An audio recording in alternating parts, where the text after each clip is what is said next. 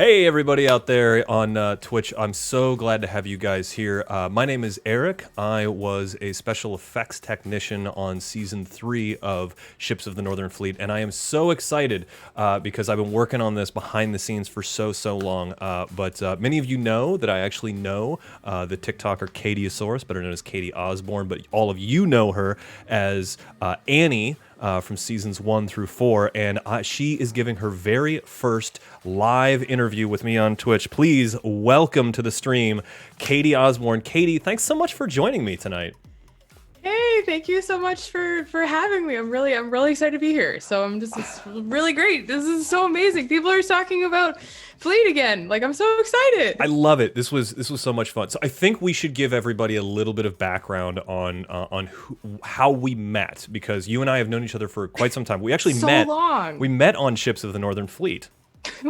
I mean, do you want to tell the story? Yeah, I will. So okay. we'll before we get into like the main interview with you, we'll talk to some we'll tell the story as we have some viewers showing up. I see Donovan, who's showing up from our usual D&D stream. We'll talk about that a little bit later. Munchkadoodle, one of my regular people showing up. Raptor27, really good to see you here. But the way that you and I met actually is I'm a magician. A lot of people may recognize me from Penn and Teller Fool Us. And after I was on Fool Us, I got hired to teach some sleight of hand to Nathan Fillion.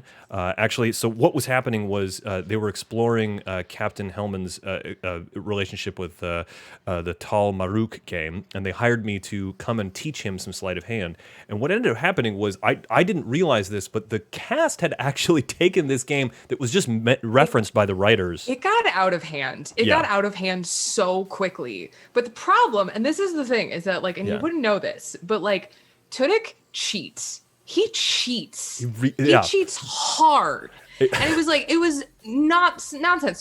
So then you come in and like, we were so mad. We were so mad at you for like the first like day. Well, because not only were you like giving Fillion like just permission to whoop our asses. Yeah. You were also like ruining the Calvin ball that we had created.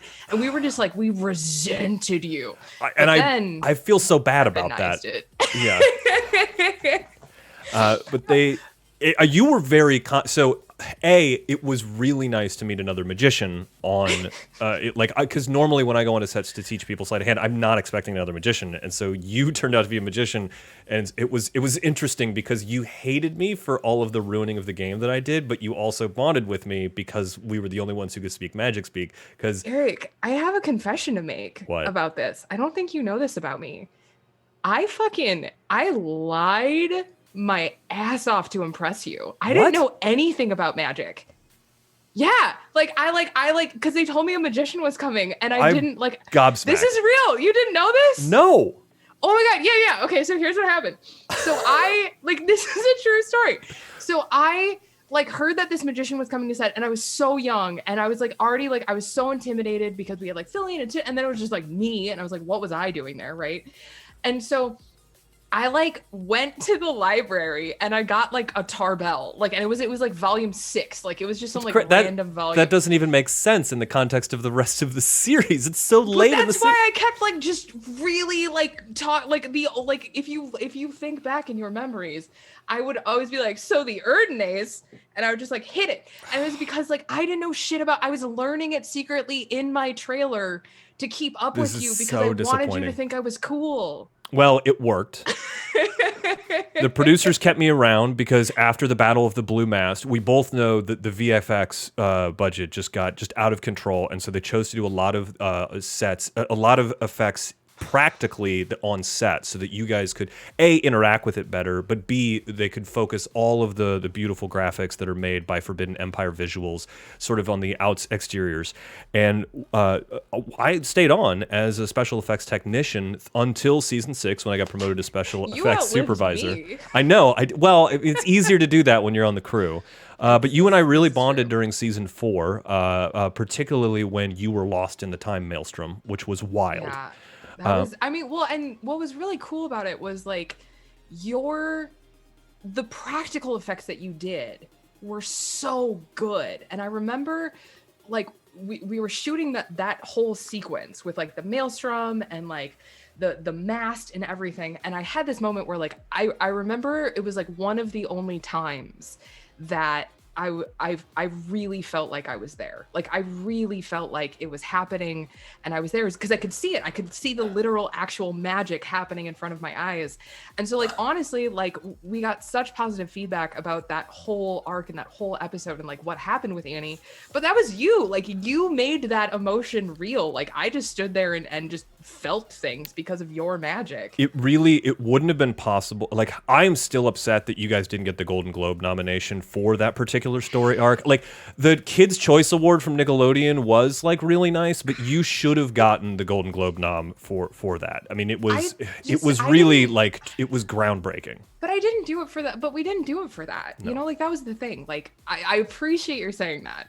But we did it because of the love. We did it because of the fans, you know, because like the book series, I mean, I grew up on the book series. I grew up loving those books. Do you know what's embarrassing? What's embarrassing? What? I actually didn't read the books to begin with. I actually got interested in the show in season 2. And then my cousin and I were talking about it, and she was like, "Did you know it was a book series?" And I was like, "What do you mean it's a book series?" And she sent me the first 4 novels to read. Oh my so gosh. Yeah, I mean that was like mid-season 2 is when I got it. What was that like working on the show and then reading the books in real time? Like, were you just constantly like? What was interesting was because I was on the production side of things, is I was reading the books and I could start visualizing what was going to, as long as the writer stuck to the source material, which as you and I both know was not always the case. It's a little dicey sometimes. But when I was reading those books, I was literally thinking to myself, I know exactly how to make this happen. I know. So you got to like plan ahead. You got to like cheat the system. It was really helpful. But that's really cool. We're not here to talk about me. We're here to talk about you. But you contributed so much. Like I just stood where they told me and said my lines. Like you made the literal actual magic happen. So we both know you did more than that. Friend. One of these for you. We've got so many viewers who are tuning in right now, and I think we should actually get to it. So let's take a quick look. We've got. Oh, sorry. Oh God. Oh man. You know what? What do you have? What do you have on me? I forgot to reset the slideshow, and so let's look at this photo right here. This is the Annie that we all know and love. This is the Annie that we all know and love. And can you tell me a little bit about this? Get that still. Tell me a little bit about what's going on in your head. So I picked this out of season 3, episode 17. And you had just walked into a mining colony to. I think that I don't know exactly what you were doing. It had something to do with a negative dampener for the ship's spectral array.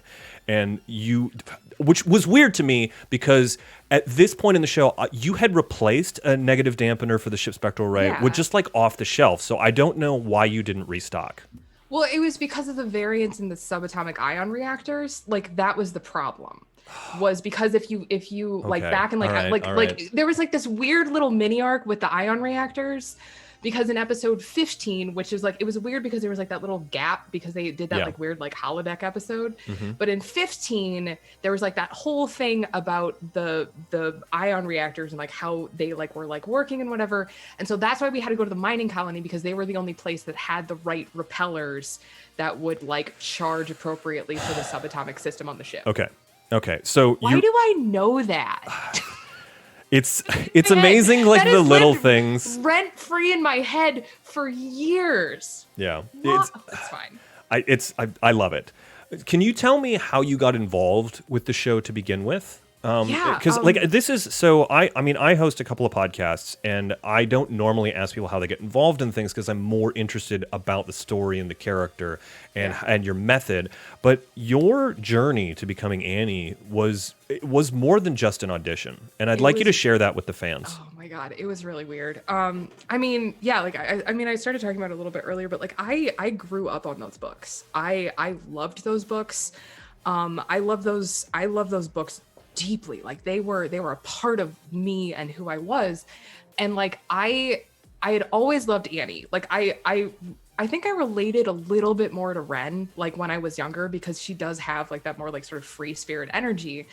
But as I started like reading and getting to know like just like the cog folk and just like and just like the world and like the daggers and all of this stuff, I just was like, I loved it. I would lose myself in it. And especially as a kid, like I don't want to get like too vulnerable with it, but like I didn't have a lot of friends. And so, you know, the Northern Fleet like was my family. And so I was at the mall. I was at the mall because I was like a 90s kid, you know. And I saw this sign and it was like, you know, like cool show looking for actors or whatever. And I was like, Mom, can I? And my mom's like, it's a scam. It's a scam. Of Like, course they it's just a want your scam. It's phone always a number, scam when they're whatever. holding auditions at the mall. It's like, but this was like before, you know, this was before like everybody had a phone. And so like I went to my dad and I was like, Dad, like this, can I use your phone? And he was like, yeah, sure, whatever. And so I went into the closet and I like called the number. I was like, hi, my name is Catie and I want to be auditioned for the show. And they're like, sure. So then I like contrived this whole story to like get to the mall. Like I was like, oh, my friend's having a birthday party. It was like I just lied to my parents about it. I And feel so, like the I didn't- sneakiness that you employed to get the audition really rings through with Annie's sort of like slyness when she's dealing with people outside of the crew that she is not entirely comfortable with. I mean, maybe. I mean, I guess you could say it, but That's what I got from it. But sorry. guess. I mean, So you lie to your parents. So I lie to my parents. I lie to my parents. And so then I go to the audition and they really like me. But what is happening is like there was like this guy. There was like this very serious man. And he was like, so you like the books? And I still remember that. That's how he said it. He said, so you like the books? And I said, yeah, I do. I like the books a lot. And he was like, well, where did they keep the Uptronic Ray? And I was like, obviously in the Fleet Field. And he was like, what? And I was like, yeah, they like keep it like it's in like the little thing. And, you know, because like in the book, like when like Dave the cat, you know, whatever. Yeah. And he was like, what? And it was just like this moment where I just knew it. I just knew it off the top of my head. And so they started quizzing me about the fucking ship. And they're like, okay, what else do you know? What else do you know? I mean, and like when you drop Dave the cat knowledge on them, that's just like that's next level fandom. It was well, because Dave the cat didn't appear in the original books. He only appeared in the reprint.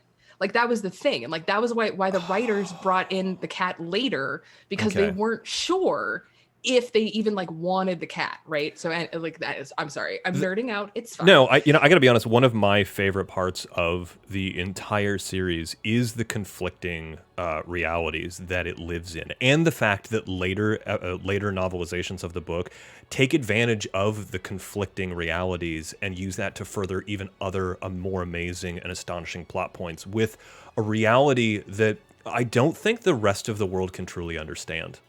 No, well, and what's brilliant about it is that it becomes meta, you know, because it's like there are so many variances and it's been through so many reprints and so many different like variations that because like the time travel and the time maelstrom and all of that, it starts to feel like the books themselves. Don't spoil the time maelstrom yet. We're going to get to that later in the show. I won't. I'm sorry. But so anyway, so like very long story short, I went to this audition. They quizzed me about the ship and they basically just like called the producers and they're like, we found a girl that you think we might like. And I went through like 15 auditions, like, because I was nobody. I was a nobody. And so they just kept like putting me up and bringing me in to read. And then like one day, like I walked in, I remember it was algebra, it was fourth period algebra. And the you know, like the teacher phone rings and there's like, pss, pss, pss, and they're like, Catie, you need to go see the principal. And I was like, oh my God, what did I do? Because I was a gifted and talented kid. Like I thought I was in trouble. I was like, oh my God. So I go to the principal's office and my principal's name was Mr. Sanderson. And so I go and Mr. Sanderson's like sitting there. By the way, Mr. Sanderson, if you're in the chat right now, please let us know. Please let us know. And so I'm sitting there and he's like, well, young lady, it looks like I'm going to have to write you a pass. And I was like, what do you mean? And he was like, well, I'm going to need to write you a pass to get you out of class. And I was like, oh, like, did something happen to me? I have a dentist appointment. He goes, I'm going to need to write you a pass to get out of school for the next 8 months because you're going to be playing Annie. And so like Mr. Sanderson, the principal, broke the news to me. Oh my God. And I thought he was kidding. I really thought he was fucking with me. So Because it was I like read everybody at school had been making fun of me. They thought I was lying. They thought I was like making up this story about how I was going to be on this famous TV show. And then I had to like go, and I didn't tell anybody. I didn't tell anybody for weeks. Okay, Like so I told my yeah. I read an interview with you in People magazine where there was it the one? Oh God. Oh, okay. All right. Well, what I read I was that very young because in you my were defense. because you were so young that they educated you in your trailer They between did. scenes.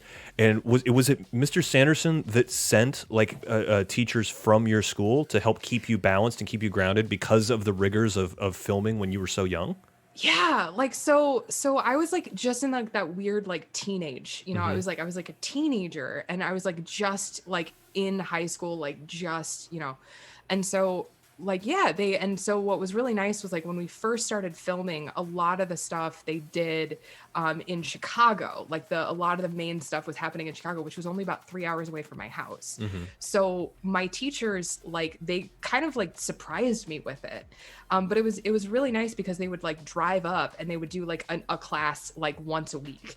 And so it was wow. like I got to see familiar faces because like I didn't know anybody. I was living like That must have been with, really like, a couple intense on other the people. education side, though, because you're having to memorize lines for, the first season while continuing your education at the same time and in short bursts like that.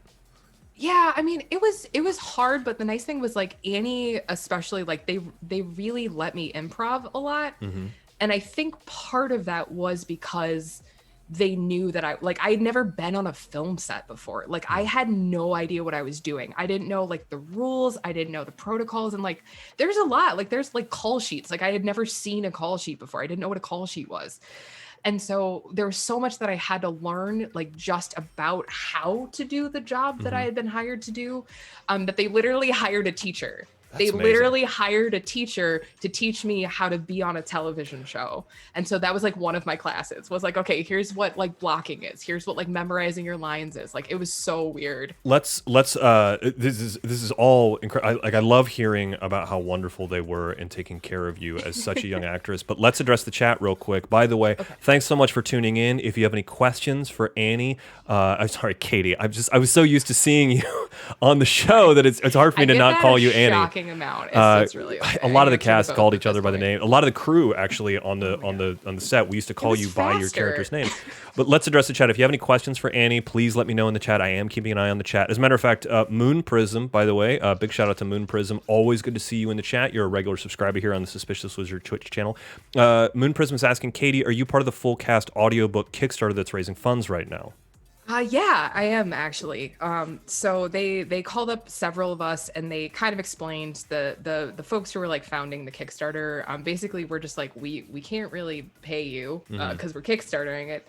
But it was like one of those things where like I honestly hadn't thought about like Annie in years. Like I really like it was like this thing that I did and it was cool and like I have like a hat on my mantle. You've moved on to other projects. I mean, like I carry it with me, but I had kind of moved on. And so I got this like random email from like this dude named Brad, and he was like, "Hi, my name's Brad and I really want to do and I was like, and I thought about it and I was like, I mean, because like after college, like I got 2 master's degrees in Shakespeare. Like, so I kept performing and like I devoted my life to like literature and performance. And I was like, the book that gave me my start was Northern Fleet. Like it just was. Yeah.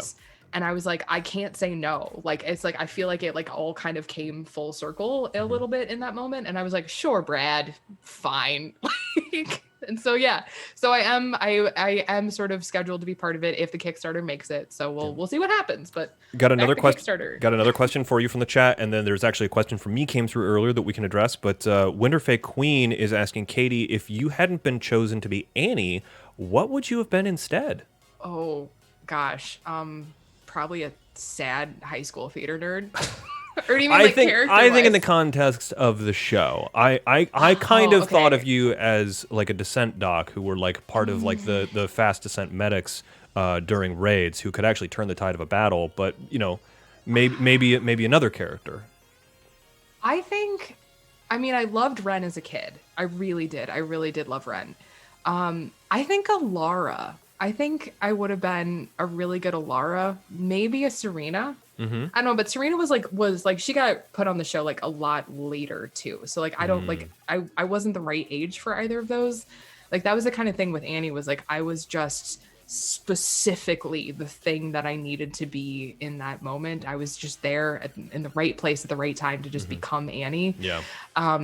And yeah, so I mean, I don't know. That's a great question. Like now I'm like, I want you to say helmet. What I want to fucking say is helmet. Oh no, like, absolutely. You would have been a great you know what helmet. I mean?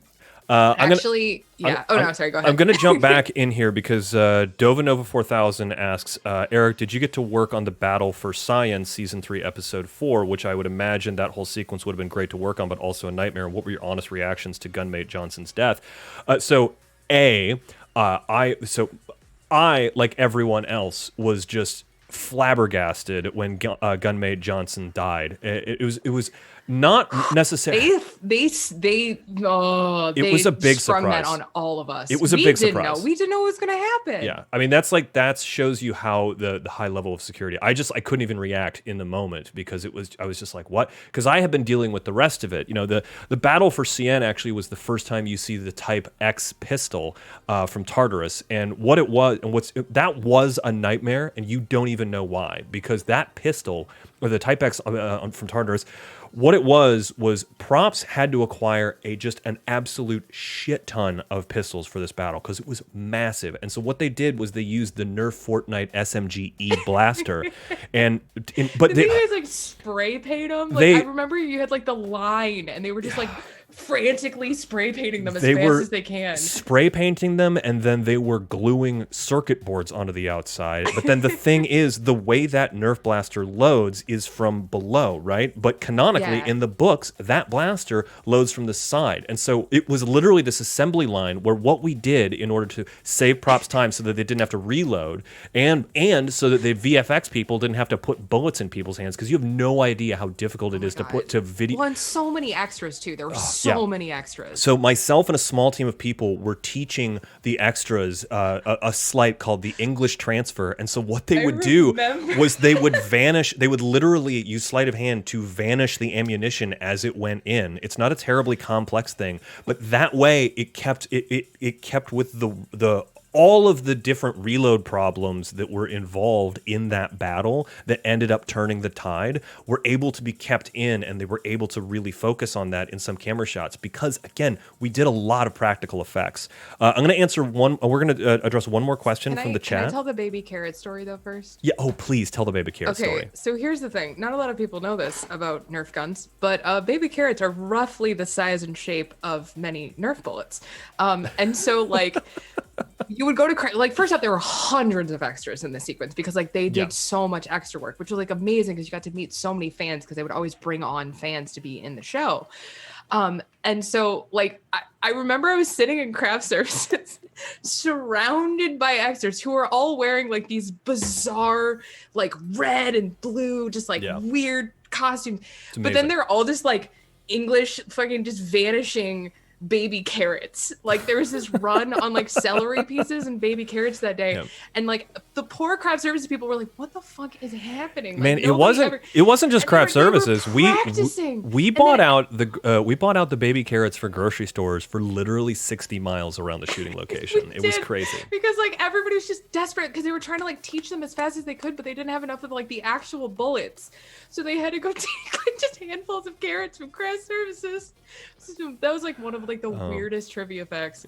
Anyway, sorry, what were you gonna say? I'm so sorry. Vander's my daddy is over here in the chat. Says so great to see a fellow cast member back in the spotlight. Hey. And then we've also got Talia Liu asking over here in the chat for both of you. I wonder who your favorite non-human character was. Glurp. Glurp, yeah.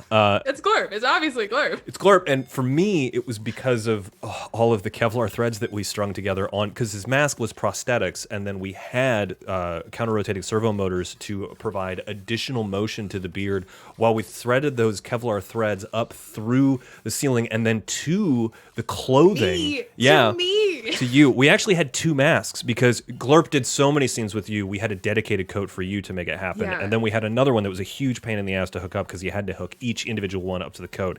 Your scenes were a lot easier to film. But yes, you're right, Raptor 27. Glurp is God, but Glurp obviously the best.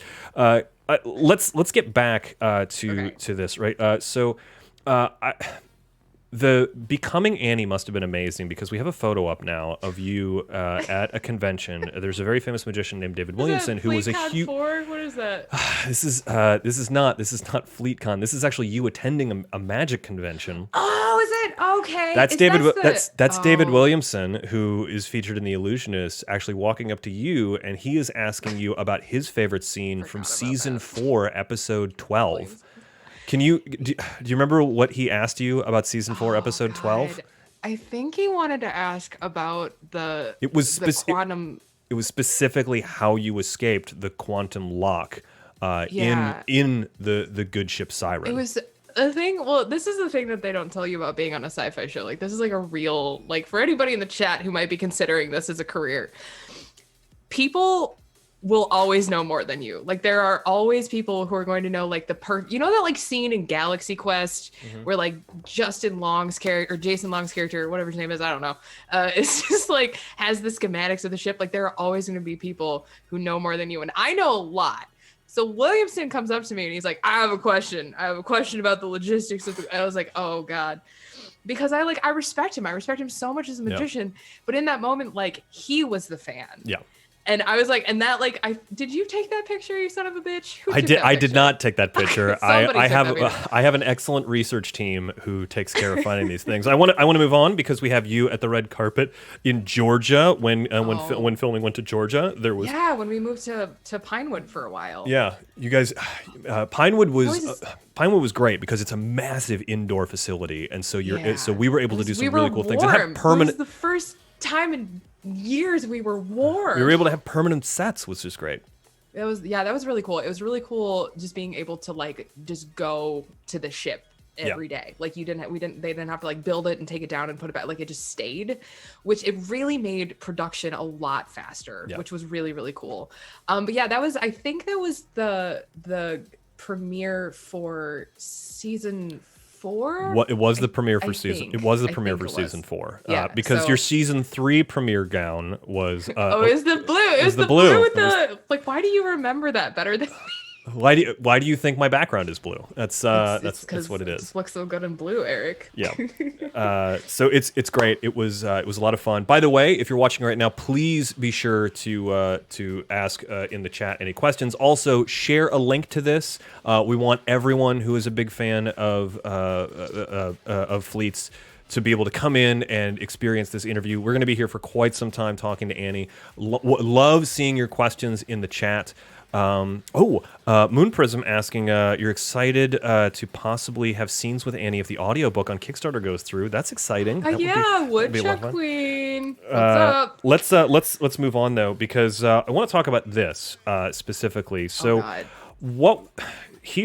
you're running lines for something here. So we have the script supervisor who is focusing on you. And is this during that episode where you did sort of like, where there was like a time travel where you couldn't get back to the ship in order to return? Like, what's going on with this, like, strange hat that the fellow has on? Oh my God. Okay. So he was supposed to be like the premise of the episode was like that we had, like, gotten caught in, like, another sort of, like, time.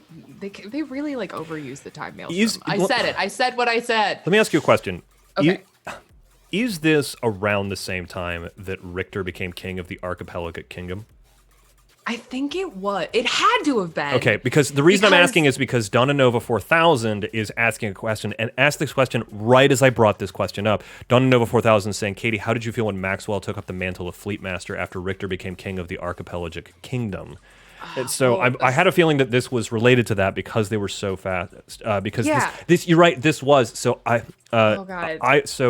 I mean, I'm wondering how you felt about it because clearly that happened in season 7, episode 7, and you weren't there, but this was the beginning of that arc that would lead to this. This was the little breadcrumb. This was like the little thing. Yeah. And what's really interesting, I love that somehow you pulled this specific picture. Yeah. I don't know how you managed this because there's 2 really important things going on. So first off, the guy, like, kind of hiding behind the thing, that is Richter's stunt double. That was that guy. And because he had started, like, they put Richter, they started like sort of like having Richter show up like little by little by little. And they had him in the background. And so the guy playing Richter couldn't be there that day. So they had his stunt double like doing like a lot of like background work.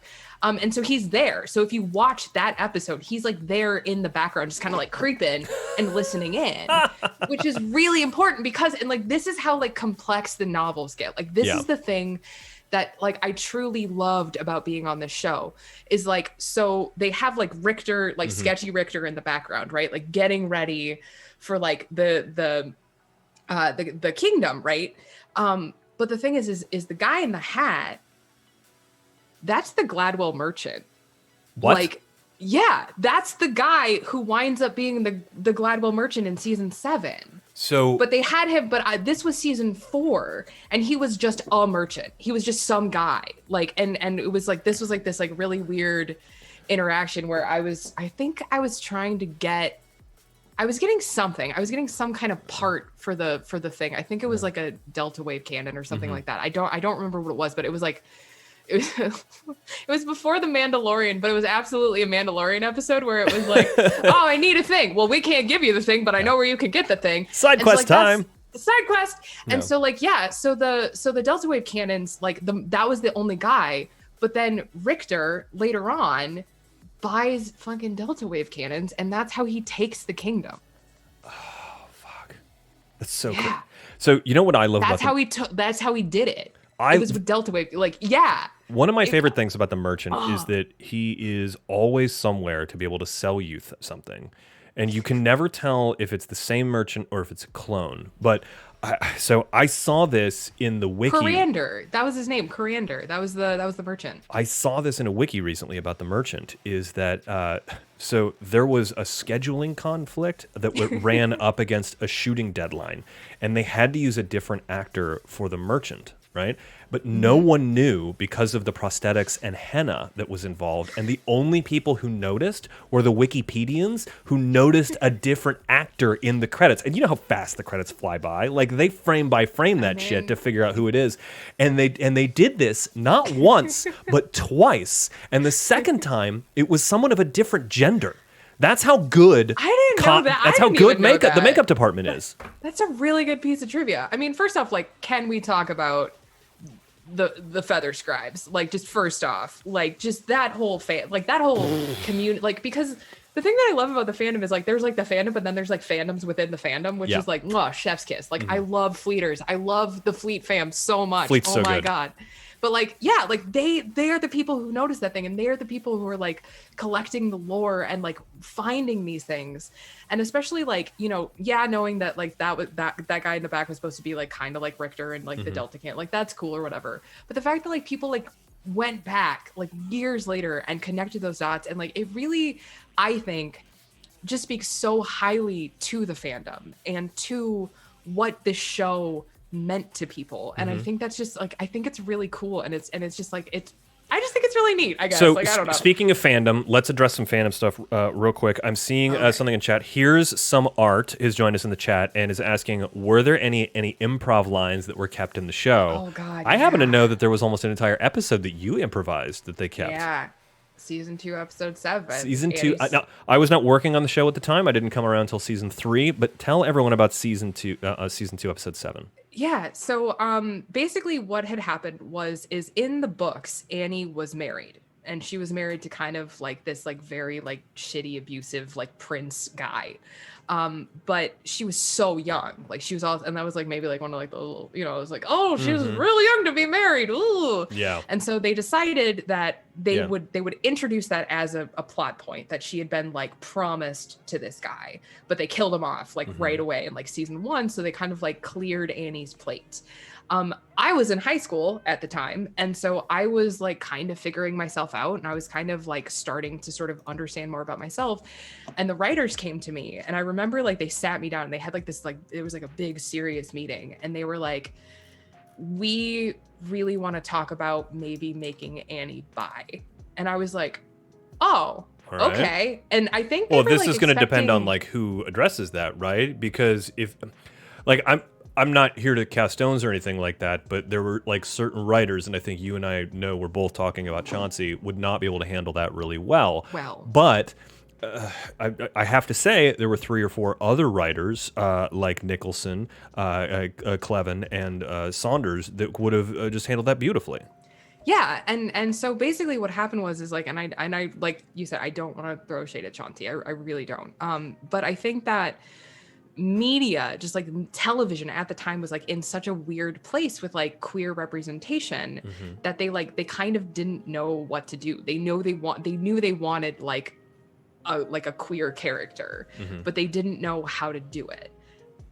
But I had just come out as bi. And so like I had this meeting with the writers and I thought that I was in trouble. I thought that I had done something wrong or whatever. And they pitched this idea to me and I went, oh, well, I did that like 2 months ago. And everybody went, what? And I was like, and I remember like there were so many like, and everybody was like really cool about it. But we sat down to start writing and we sat down to start writing this episode and they really wanted my feedback and they really wanted me and like Annie to be like a part of this episode because it was my story. It was a story that, so very long story short, we get to set, we're writing this thing and we get like the final pages and like, like, it was such a short production process from episode to episode. Yeah. And so like it was short and sometimes the writers were on set changing things as it happened. Oh, literally in like their little blue tent, Can I give a quick shout? I don't know if there's anyone in the chat who is here from Fallen Empire Visuals, who was the VFX company that did all of the gorgeous like ship to ship combat and the many of the visual effects, but they worked on literally no turnaround time. Like the people who work on South Park had nothing on Fallen Empire Visuals. It was so good. Yeah, it was phenomenal. But that's what happened so they were working on such short lead time that we got these pages and like hashtag no shade to Chauncey, but like they sucked. It was really bad. And I remember, like, I looked at Nady, Fillion. Yeah. I can't call him Nady on the fucking street. Let me tell you, wants to call him Nady when we have Nathan Fillion on this channel for his interview, do not. He will be so mad. I'm going to ask him. I'm going to ask him about you calling him Nady. Because we both know that came about in season 4, episode 2. You called him Nady for the first time after he caught you when you missed a swing. Yeah, it was an accident, but I was really bad at fight choreography. Okay, I was a child. Leave me alone. But yeah, so anyway, so I remember I looked at Fillion and I was like. And he had been working in the industry for years. Yeah. And I think he just like saw in my face. Such a pro too. I mean, so like, oh my God, the kindest, nicest. But I just looked at him and I was like, I don't want to. And he goes, well, then you don't have to. And like, that's all he said. He just said, then you don't have to. Yeah. And so he took me over to the writers and he's like, we're not doing this. And he was the captain. Yeah. Like, that's the thing. He was Hellman. Like we all treated him like he was dad. Like, I mean, I would like slip up and call him dad sometimes because like, I just looked up to him so much. And so we went over the writers and they're like, well, we don't have time. Like, we don't have time to like, what do we do? And Fillion like looked at me and he just went, can just say what Annie would say. Can you do that? And I was like, yeah, like, and like a couple other people came over and like Patrick came over and Patrick was so kind. And they were just like, it's takes. That's what everybody kept saying. Like, it's just takes.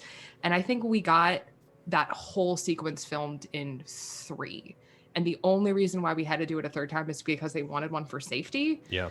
But yeah, but that kind of support and that kind of commitment to like the Fleet family, like that was so important to me. And it meant the world to me to be able to do that. And that episode would like really means a lot to me. I don't want to cut you off because I know that is such an important story, not just to you, but to a lot of the Fleeters out there. I want to address one more thing in the chat before we move on. And I'm sorry, the chat's moving kind of quick here, so I'm missing a lot of these questions, and I will try and scroll back if I've missed you. But Dolce Cat wants to know, what was your favorite artifact from the whole series? And I know what mine is, but I want to know what yours is. Is it your hat? It's my hat. They let me keep my hat. I'm really attached to this hat. Like, this hat is, I kept a few things. Like, I have Annie's flintlock, which I think counts as more of an artifact because it's so tied into like the Aurelian equation, you know? But this was my hat. There were 3 hats made. I talked about this a little bit on TikTok, but there were 3 hats made. One got archived, and that one wasn't even real leather. That one was like a stunt one. There was one that got auctioned off for charity, and like supposedly like John Boyega owns my hat. I don't know if that's true, but apparently he's a huge fan of the show. And like the rumor is that friggin' Boyega has my hat, and I'm like, bruh, give me back my hat. But then they, on my last day of shooting, they like all got together and like Fillion did like a little ceremony, and it was like really cheesy.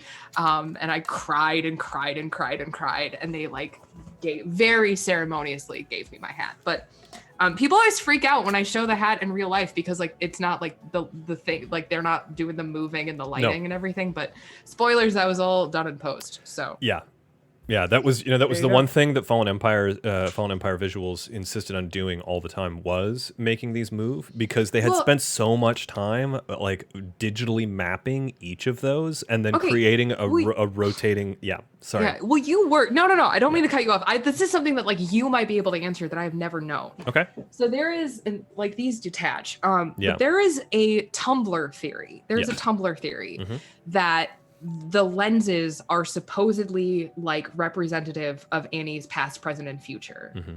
And like, if you watch very carefully, the lights and the movement correspond to like if she's thinking about like the past or the present or the future, like whatever. Is that true? Or did you guys just have like a little like randomizer button? Because like I've wanted to know that for years and I've always been too awkward to ask you. So it is true. So you remember how we talked about how one of the really great things about the books is that there is, because there was a first edition and then there was a reprint, and there were some things that were changed from the first edition to the reprint. Yeah. One of the things that we did was we worked with the writers to figure out exactly like which timeline she was thinking about, and at least in like what it was coming from. And so what we did was we digitally inserted different scenes, and we used a lot of like color filters in order to imply like the different universe that you were in, because of the way that light would refract through through the windows of the ship, depending on what universe you were in, and each universe had a subtle shade. So like if they were in universe Z9, but then also in a reality, the color would indicate the galaxy that they were in. So galaxy. Ural's just use of color in that show, you need to talk about that for a second. You have to talk about that. So it's so brilliant. Like nobody knows this. Like nobody knows about this. I am a photography nerd. I was not actually a part of the actual camera teams, nor was did I work for the director of photography. I worked specifically in the practical visual department, but I used to go hang out with the camera guys because they made it a point to film most of the series with the Sony Z55 cameras because it was super lightweight. Because remember how you guys were running around and those camera guys were able to like get right up on you the whole time? But yes, I do. There were some lens qualities in those cameras that gave it its cinematic look. A lot of people don't know this, but some of the same cameras that filmed Fleets were also used when filming The Crown. A lot of people don't know that, but it's true. I didn't know that. Yeah. That's really interesting. Yeah, I just want to say, like, we were talking about artifacts, and I just want to say my favorite artifact actually is this is the Tal Maruk deck that Nathan Fillion uses in season 3, episode 2. You have that? I did because after I thought Tudyk stole that. No, what happened was, as soon as he was done filming, I went back to, because I would go and reset the deck so Nathan didn't have to before he did, because the whole exploration of Captain Hellman's relationship with the game of Tal Maruk was really interesting, and I had a lot of respect for it. But I loved the show so much that I went back over and I was going to reset it, because I would reset it during scenes so that Nathan could work, get in his zone. Yeah. And then they called cut, and I switched in a spare deck, and then You dirty bird! and I took the one that had been used on film, and so this is it. Oh my god, That is worth so much money, Eric. I'm never That's worth selling much it. I'm never selling it. Okay, I'm gonna confess that I'm also creeping on the chat right now, Yeah. and can I pick a question? Is that okay? Yeah, go ahead. I'd love for you. So- By the way, Annie. So we got a lot of new viewers who are tuning in right now. Annie and I. My name is Erik Tait. I was a special effects technician on seasons 3 through 5, and Catie and I have known each other for a number of years, and it's my honor to interview her and reminisce about the show. And we are monitoring the chat right now. If you have any questions for Annie or myself, please put it through, and we will try and answer them. And when we run out of questions, I will sort of continue on with some of these lovely photos This of is you. great. I just wanted to. Sorry, someone earlier mentioned your stunt doubles, and I just wanted to show some of the stunt workers that you were working with right there. ISIS guys. Oh my gosh. And specifically your stunt double, which was they were all like 7 feet taller than me, but yeah. yeah. But your stunt double. I don't know where they found that guy, but it was creepy. Yeah. It was like that dude was like twins. We're gonna get back to this photo in a minute because I want to talk about you learning your lines in this photo. But you saw a question in the chat that you liked, so let's. Hashid wanted to know what happened to Barnabas's sword. Yes. And like obviously it was like we ran for so many seasons. Like there were dozens of copies of everything, but the main sword, the main one, we actually buried it. Season finale. We buried it at the location where we filmed the Friend Plains because like we thought we were getting canceled, and it was like very over dramatic. Like it was so dumb, but we thought we were getting canceled. Like we did not think there was going to be a next season, and like there was like all these rumors going around, and then like people like I think Fillion was like maybe talking to Neil about Captain Hammer at the time, and so like he wasn't going to be like as available, and like there's just all this stuff going on. And so I was just like everybody was just sad. Everybody's super sad. And so we finished the like Friend Plane arc and like last day of shooting. And I remember like we all kind of just like had this moment like called cut, and we're all just kind of like standing there, and like I think it was like Richard, maybe. I don't remember who. It was Dewey. It was fucking Dewey. Like Dewey went over and he like got a shovel and he just like started digging. And we're all like, what are you doing? Like what is happening? Like, why are you digging a hole right now? Like what? And so then he like came over and he was like, put something in it. He's like, we are a family. Like we are a fleet. Like we have gotten through the fucking Friend Plains together. Yeah. Like we remember this forever. And so like everybody like dropped something in, and then Fillion put in the sword, and we were all like, what are you doing? You're gonna get in so much trouble. And he goes, well, if they don't like it, they can fire me. We were just like ballsy move. But yeah, and so yeah, like I'm sure like some guy with a metal detector has gotten a very odd and weird like geocache score, years later, like a rusty ass prop sword and like a sad pair of goggles. But yeah, that's what happened to it. Is we sort of buried it to sort of memorialize that moment of just like really feeling like we had to say goodbye to our family. So I want to address something here because Photographic Disaster it asked a really good question, because I don't know this because I never watched the animated series. It's one of those things that is like, it's sort of like Batman Beyond in that it's always on my list of things to watch, and I haven't quite gotten there yet, so I don't know this or not. But Photographic Disaster is asking, I have no idea if this was answered because I went away for a second, which not a problem. We've been going for an hour already, and we're going to go for a lot longer. But Catie, did you voice Annie in the animated series? I didn't. Not the anime, the 2000s one. Oh no, I actually didn't. It was like that was one of those things where they were, and I feel bad saying it like this, but like they just like didn't have any money. Okay. And so I think the person who wound up doing the voice of Annie also did Ren, and I think. Oh, sort of like maybe like a Canadian actor situation, like they were voicing it in Vancouver or something. Yeah. I think I can't remember her name. It might have been it's like Hendrix or something. I don't remember, but like she was wonderful. She's great. She did a wonderful job, and I like, it was funny because like I remember like I'd like eat my cereal, like watch it, and be like, oh, what's happening?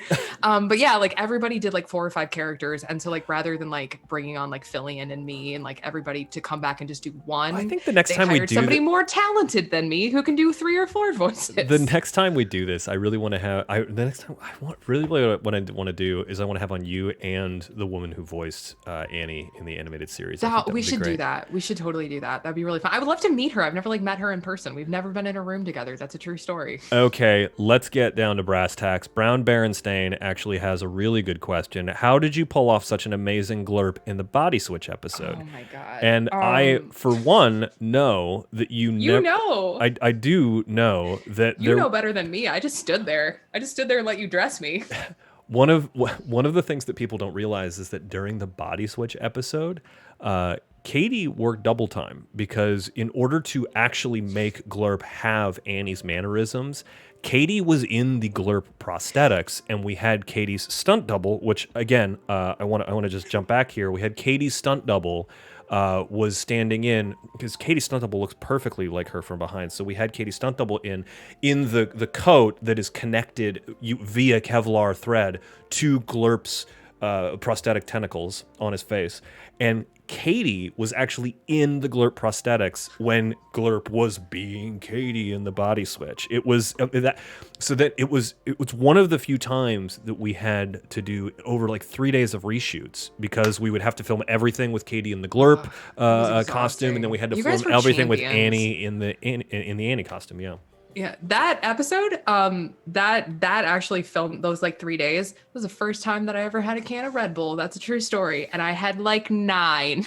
I was not okay. Yeah, it was a lot of fun because that was later when you and I got to know each other, and when I actually applied your necklace, I could feel your heart going a million miles a second. I was just like, oh we God, I'm might gonna need die. to get a medic for her. Trying to like hold my shit together, but I was just like hopped up on Red Bull trying to look cool on set. Yeah. Oh, actually, so I want to say Hashid 2001 is calling you to task here because they were not asking what happened to the sword as in like what happened to the prop. They want to know what happened at the Battle of the Crimson when Barnabas gave his life to save Trelawney and Terrence. Like what happened to the sword after that? That's what's up. We want to know that. That's what the real fans want to know, Annie. Oh my gosh. Okay, hold on. Sorry, I have to read this question so I make sure I get it right. When Barnabas gives his life to save Trelawney and Terrence. Yeah. Oh man. I don't think I was in that episode. I mean, like well, it's really weird too, because like the book, this is another variant thing in the books, is because there were 2 different people who took up like Barnabas's like the title, like the mantle, right? But like depending on which book series you read, if you had the green covers, I think it was Trelawney maybe, but if you had the ones that were like published after, I think, why do I know so much of this trivia, 98, 99, something like that. I think they like retconned it to Terrence because Terrence made more sense because of his familial lineage. So it was like this really weird thing where like they shot it, and then I've heard, and like, okay, this is an unsubstantiated rumor, so do not quote me. But one of the big hangups about a series reboot is they don't know who to give it to. They're like, because if they go with Terrence, that has profound implications, especially like on like the archipelago and like with the Dagger faction and like all of that stuff. But if they go with Trelawney, like, I personally like Trelawney better. I think that there's like a stronger character. But it's really interesting because like that's one of those variant problems that you just like run into when you're trying to like author this like giant complex thing. Because like George R.R. Martin never changed his mind. Like that's the thing that I think is fascinating about Northern Fleet is like he just kept changing his mind. You know what I admire the most about Northern Fleet is not just that they never the author never changed their mind, but that they changed their mind and then they've never tried to reconcile anything, so that you never end up with a situation like DC with the New 52 where they're trying to like, oh, let's collapse all the universes and let's like start canon over again. I like that just like everything is chaos, and they are never ever addressing it. I mean, I think it, but I mean, it kind of goes back to what I said before. Like, I Yep. think it just speaks to how important, like, the chrononauts are. Yeah. Like, they're so important. They're so important across the books and the movies and the cartoons, and like, it doesn't matter. But so, like, because of that time differential, it really tells a more interesting and compelling story, because even you, the viewer, you're not sure, right along with everybody else. Like, you are on the journey with Annie and Trelawney and Hellman, and even though they're like sometimes existing in two universes at the same time, it's so interesting. It's such a smart use of narrative. It's All right. brilliant. I'm going to put you on the spot right here, because we all know what fleet Annie was a part of, but what fleet is Catie a part of? Ooh, probably. I'm a scribe feather. I'm definitely I know you're a scribe feather, because I know you're working on a book right now. I'm a Ravenclaw. Like, it's just, I'm a Ravenclaw. Like, so it's just like, listen, I was a Ravenclaw before it was cool, and we were called scribe feathers. Yeah. And you know what? I mean, like, a lot of Ravenclaw mythology is actually lifted from scribe feathers, and people don't realize that. Let's. I was literally. Oh, sorry. No, I was just gonna say, one time I remember I was having this conversation, and like somebody was like, "Oh yeah, Ravenclaw," and I was like, "Oh yeah, like scribe feathers," and everybody looked at me like I was insane, and I just thought that was really funny. So anyway, sorry, go ahead. No. I admit, let's sort of get back here. I want to just show everyone another sort of behind the scenes photo here, which is, let's address you in the lake. Okay. Because this is not Annie in the lake. This is Catie. This is how I Catie. learned. This is legitimately how I learned my lines that season. Yeah. Because we did so much on the ship, and they Yeah. built the ship in the bay. Mm-hmm. And so like it was perfect, because it was this gorgeous weather all the time. Like, we were on location, and it was just like being on vacation all the constant time. But they built the big main like ship front. Like, it was just a front. Like, that's the thing. It was like when they did like Titanic, it was the same thing. It was like there was no back to it, but they built the main thing like there. And then they had like little platforms that they would like come in and like move around depending on like what shots they needed to get that day. Mm-hmm. But because Annie was always climbing like the rigging and the like, you know, just going up and down the mast, and like they were just constantly like having to fix shit, you know. I basically was just always in the water. Yeah. I was always in the water. And so and if you look really closely, you can see my script pages are in a plastic like page protector, because I bought this little float from like the local like general store, and I would just like float in front of the ship, and I would just like learn my lines. And everybody made fun of me. But I knew my lines better that season than any other season, because I was just relaxed. Yeah. I was getting some sun. It was whatever. And I did not give a shit. It's the best way to learn your lines. I've done it for years. I stand by it. It's amazing. It's amazing too, say. because this is shortly after production moved to British Columbia. Because something I think you guys aren't catching here is that if you look at the way Catie is sitting in that, no part of her body is touching the water. So because like the water up there, 40 degrees. Yeah, it's 40 degrees in that water. I wanted to look cool. Yeah. I was Yeah. like, oh, it's so casual. And then I would get out of the water. I'd just be like shivering my ass off. Yeah. And I remember like one time, like, cause if you look, I don't know if you can see it. I don't know if I have it in the picture, but I had like a little like headset thing, and they would be like, Catie, to set, please. And I remember one time like it fell in the water and the batteries died. Like Tudyk was like standing on the shore going, Yeah. you know, I was like, what? It was great. So dumb. So I had to paddle back. It was like 40. I was just so cold. And he was just like, you're an idiot, and just like walked away. So let's go to this right here. Because I want to address a lot of the questions in the chat. We're getting some really wonderful questions in the chat. But this was a pivotal moment in Annie's turn on the series, because as we all know, Annie left the series in season 4, and we can talk about that a little bit. I don't want to upset anyone in the chat, because Annie leaving the season was arguably one of the most contentious things that happened in that season. We can talk and about we can set aside the Scrimulon continuum. We can set aside the I don't want to get it. I'm not like, I love you, Eric. I am not getting into the prequels argument. Like I can't. I will be here all night. I will battle to the death anyone who wants to talk the Scrimulon continuum with me, and we can get there. It's next week. Well, it's next week. But right now, what I want to talk about is this scene right here, because this to me is the reason that Annie is just held up by the fans. And so when you and I go to conventions together, I am usually your guest. this is no one invites We're pals. no one invites production to the okay, And hang they on. should. I want to Respect for production, justice for production. no one invites production to the con. Maybe at a Fleet Con, I'll tell people I'll bring the glorp rig, sorry, the glorp rig. But God, do it. but I How is that thing still like together? I thought it would have like disintegrated by now. Covered in Patrick sweat. it's not it's yeah. Look, Patrick was this really sweaty dude, and let's move past that. This scene right here is the because when you and I go to cons and you're signing autographs to all the fleeters who show up, Yeah. this is the one that people come up and they say, "This changed my life." Like this is the one. And I want you to talk to me about it right now, because we've got 28 people watching right now. We got 28 fleeters and rising. What up, fleeters? Yeah. This is more than when oh, people. God. This is more people than watch us play Dungeons and Dragons on Thursdays. But It's it's Yeah. fine. Next week, the world. I mean, the real fact of the matter was like the way Bosley died. Yeah. Was so sudden. He just fell and he was gone. And if I'm being honest, like a lot of that, like behind the scenes was like just like logistics. Like they just didn't, like they just had, it's just what happened, and that's fine. To be honest, the way we accomplished that was that we had this large.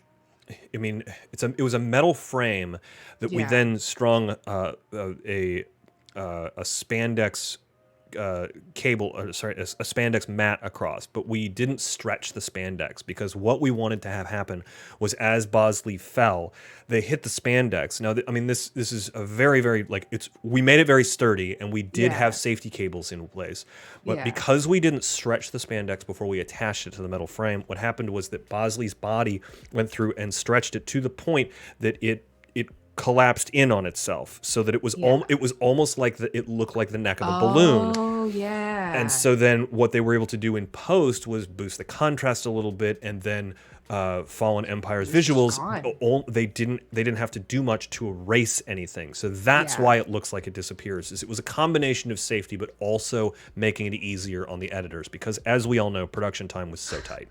Yeah. Oh God, it was so fast. But yeah, I mean, and then he had to immediately go to the next thing. And so you guys accomplished that just like beautiful moment of like, boom, he's gone. And Annie's just like, and I remember that, like, I thought about like, how did I want to be holding my hand? Like, because I was like, I was acting. I was so young and dumb, but I was like, is it like this? Is it like this? Like, what is how is she reaching? And so like, she's reaching, and then he's just gone. And then just because of the way that like the story had to be told, and because of the way, oh God, I'm gonna get emotional about it. But like the way that it's okay. Do you need a minute, or are you okay? No, I mean it's fine. It's a space TV show, Eric. This is not just a space TV show. This means a lot to a lot of people. It does. And and it wasn't just your relationship with. It wasn't just Annie's relationship with Bosley. It was your relationship with your co-star. It was my relationship with him, but then it was also like our relationship with Ren, like that sort of, like, I hate the term throuple, but like that's what they were. Like they loved each other passionately and deeply. And then Ren sacrificing herself, like the way that she did, like when she did, how she did it. It was so much. It was just so much back to back to back. And I remember we were like, set just felt like a funeral that day. Like set was awful. It was awful to be on, and everybody was just walking on eggshells and whatever. And I remember like we were on the beach, and I kind of turned, I think it was Chauncey. I think it was actually Chauncey. And I remember I was like, Annie needs to say goodbye. Like Annie needs closure, but like the fans need closure. Like there needs to be something. And so they did they made this, like, they just wrote it in super quick, and I think they just did it as a favor to me, because I was just like, I just remember I was like crying. I was crying in the writer's tent, and they're like, oh God, she's back. But sometimes I wonder if the real reason that you left during season 4 was because of your repeatedly contentious relationship with the writers. And let's be honest, Chauncey was sort of a part of that faction that wanted, like, Annie to be relegated to a lesser role. And I feel like I do want to address that in a minute, because like a lot of that is just like not true. Like it really is just not true. But so what wound up happening with the scene is, like, I went in, I was like, please, I just said, please, like, please, can we just do something? And they were like, yeah. And so they got together and they conceived of, like, that scene. And they kind of did the same thing as 2-7. Like, they just basically were like, we're not going to write you anything fancy. If you want to say something, like, here's they got the boom guy, like, he'll hold it, whatever. But then, like, I just realized, like, I mean,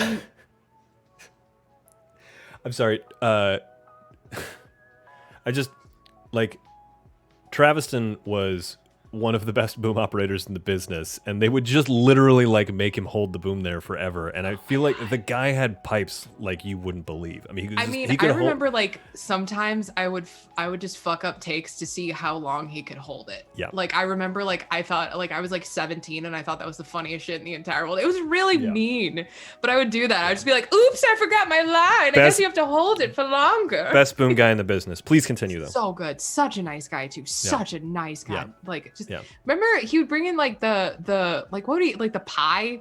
You know, I was bringing like a pie on Friday. It was so weird. Anyway, so I remember, like, he was like standing there and everybody's just like waiting for me to do something. Like everybody was waiting for me to do something. And I had this moment where I went, Annie wouldn't know what to do. She's just lost the only two people who have ever seen her for who she is, who have accepted her and who have loved her. Like, Bosley was there from the beginning. Like, Bosley, like, pulled her out of the pit, like, season 1, episode 1. Like, he was that hand. And I remember, like, I physically didn't know what to do with my body, because I was trying to, like, process this loss and thinking about, like, all of, like, just, like, my relationship with, like, the actor, and then, like, Bosley, like, the character, and Ren and everything. And I just, like, froze. And like, and then I just dropped the watch. I just dropped the watch in the sand, and that was it. That was like all I could do. And I just went down, and like, that was real. Like, that wasn't like I'm gonna like drop to my knees and cry because I'm an actor and I'm whatever. Like, Catie felt those feelings, and I couldn't. And then that was how they closed that episode. And I remember like watching it, because I would always watch it once. Like, that was my rules. Like, I would watch the show once just to kind of see like how it turned out in the edit. And I was so embarrassed. I felt like I'd overplayed it. I'd overblown it. I was being over dramatic. And then people in, like, you know, editing world were crying. Well, I think what ended up happening was the DP for that particular episode, Sterulio, went back and he captured the watch hitting the sand, and in just such a beautiful way. And again, like you were saying, the use of colors in the show was just pivotal. And Sterulio's color shift as the watch hit the sand, I think was something that just, like, it gave that scene this extra punch. That is what fans have talked about to you for years and years and years. You know, like, oh God, it was perfect. It was like, honestly, like, I think one of the most perfect things in the series. And Brown Berenstein over here in the chat is absolutely correct. Rose's departure from Doctor Who pulled so much inspiration from Annie's exit. They stole, like, I mean, I remember watching that and just being like, oh really, Doctor Who, you're gonna do it on a beach. You're gonna do it on a beach. Like, I like, that was like the first time that I ever felt personally, because so many shows draw from Fleet. So many shows, like, you see it over and over and over and over. And like, even like WandaVision had that Easter egg for like a couple of weeks ago. And like, I was just like, okay, fine. But like that, Rose on the Beach, like, I get mad about that sometimes, because I was like, they got that from me, and I made that up, and I was like 20. Like, Yeah, no, I mean, you're right, and I think that it's just like, but I suppose if I am being charitable, I mean, we know Moffat's a fan. We quantifiably know yeah, that Moffat is a fan. And say what you want about Moffat, say what you want about like his freaking ability to run a show, but like he's a fan, and we know that. And I think that's like kind of cool, I guess.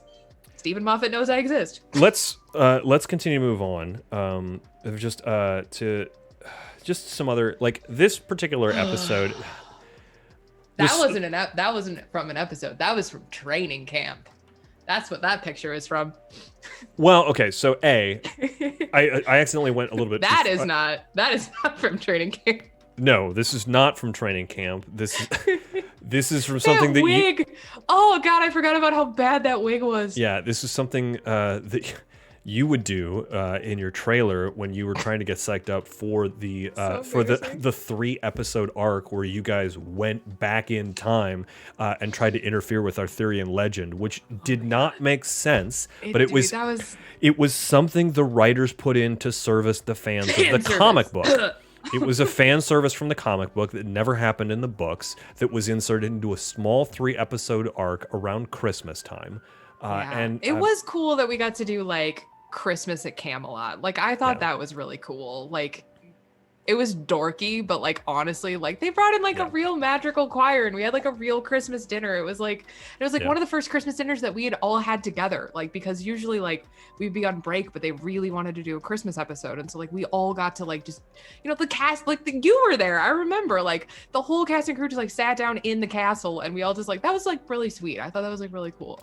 Well, the only reason I was there was because we had to, because you were an important part of the Fleet family, Eric. Internalize it, God. Look, no, the reason the special effects unit was there was because in this they were actually dealing with magic and stuff like that. Because any technology that is technology that was so advanced to a previous society, it might look like magic. So you've got the crew who's got all of this technology going up against Merlin, who's using actual magic, which again, this is from the comic books. It's not something that happened in the novels. Do you remember the woman who oh God, what was her Morgana? Like that's right? Morgana Le Fay? Le Fay, like she was so afraid of the damn snake. Yeah. She was so afraid of it. That poor lady. We actually, so the thing is,